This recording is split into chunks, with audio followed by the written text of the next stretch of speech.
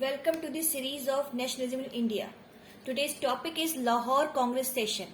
तो प्रीवियसली हमने पढ़ा था कि साइमन कमीशन भारत आया था और साइमन गो बैक से उसका स्वागत हुआ।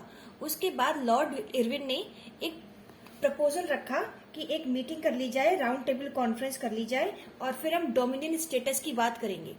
लेकिन कांग्रेस के लीडर्स ने उससे नकार दिया।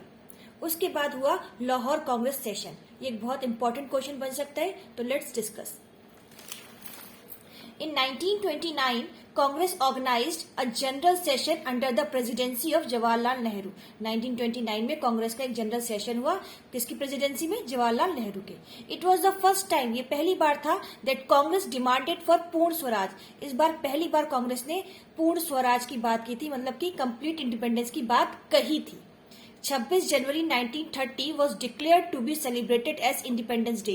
और इस मीटिंग में, इस सेशन में ये डिसाइड हुआ कि 26 जनवरी 1930 को पूरा देश इंडिपेंडेंस डे के रूप में मनाएगा। हालांकि ब्रिटिश इंडिया में ही थे, लेकिन उन्होंने कहा मनाएंगे ऐसे कि हम आजाद हो गए। पीपल वर आस्क्ड, लोगों से कहा गया टू टेक अ प्लेज, कि वो शपथ लेंगे to fight against the British till independence, Britishers के खिलाफ तब तक लड़ेंगे जब तक कि आजादी ना मिल जाए।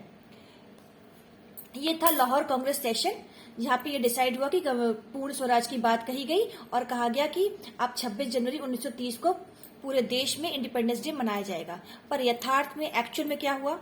The celebration attracted very little attention. ये सेलिब्रेशन ने बहुत कम अटेंशन गेन करी लोगों की। तो महात्मा गांधी ने अब सोचा कि उन्हें कोई ना कोई ऐसा रास्ता खोजना पड़ेगा जो थोड़ा मजबूत हो, कॉन्क्रीट आइडिया हो। ये जो आइडिया था कि मनाएंगे, प्लेज लेंगे, ये एक एब्स्ट्रैक्ट आइडिया था, ठीक है ना। ये एब्स्ट्रैक्ट आइडिया था, फिजिकल फॉर्म में नहीं था। लेकिन अब उन्होंने कहा कि एक ऐसा मुद्दा उठाना पड़ेगा जिससे कि लोगों की आत्मा तक झकझोर जाए। तो वही नेक्स्ट टॉपिक होगा हमारा। See you in the next video.